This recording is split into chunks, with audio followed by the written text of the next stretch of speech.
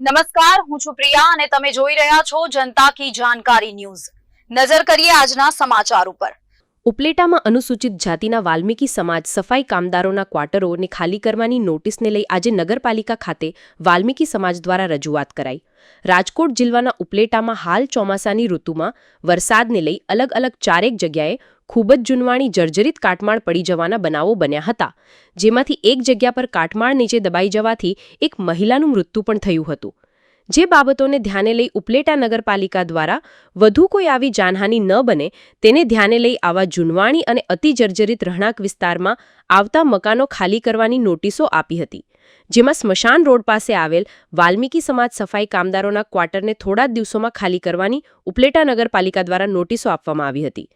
વાલ્મીકી સમાજ સફાઈ કામદારોને તાત્કાલિક અસરથી મકાનો ખાલી કરી અન્ય જગ્યાઓ પર સ્થાયી થવું ખૂબ જ મુશ્કેલી ભર્યું હોય અને સરકારના અન્ય જગ્યાએ કે અન્ય ક્વાર્ટર ન ફાળવે કે રિપેરિંગ ન થાય ત્યાં સુધી તમામ ક્વાર્ટરોને ખાલી કરવાની કાર્યવાહી રોકવા માટે આજે ઉપલેટા શહેરના વાલ્મીકી સમાજ અને સફાઈ કામદારો ઉપલેટા નગરપાલિકા કચેરી ખાતે રજૂઆતો કરવા પહોંચ્યા હતા અને આવી તમામ મુશ્કેલીઓ વર્ણવી નગરપાલિકાને રજૂઆત કરતા હાલ નગરપાલિકા દ્વારા ટૂંક સમય માટે આ ક્વાર્ટર ખાલી કરવાની કાર્યવાહી રોકવા ચીફ ઓફિસરે જણાવ્યું હતું।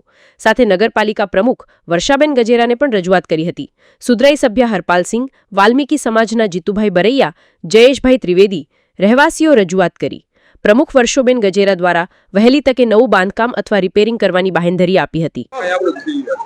મારું નામ જીતુ બરૈયા, સમસ્ત વાલ્મીકી સમાજ ગુજરાતના પ્રદેશ પ્રમુખ।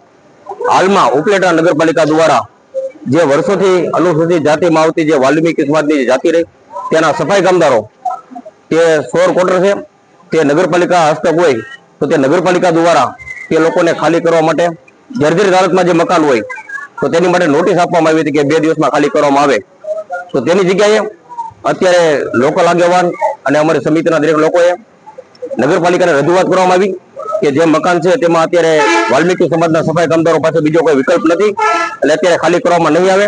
તો તે બાબતે નગરપાલિકાએ અમારી વાતને માન્ય રાખી અને ખાસ કરીને નગરપાલિકાને મેં રજૂઆત કરવામાં આવી કે આ જે સફાઈ કામદારો છે તેને તે જ જગ્યા ઉપર આવાસ યોજનાનો લાભ આપવામાં આવે કે જે કોઈ કઈ સરકારી યોજના હોય તે જ જગ્યા ઉપર ફરીથી તેના મકાનનું નિર્માણ થાય તેવી રજૂઆત કરવામાં આવી। તો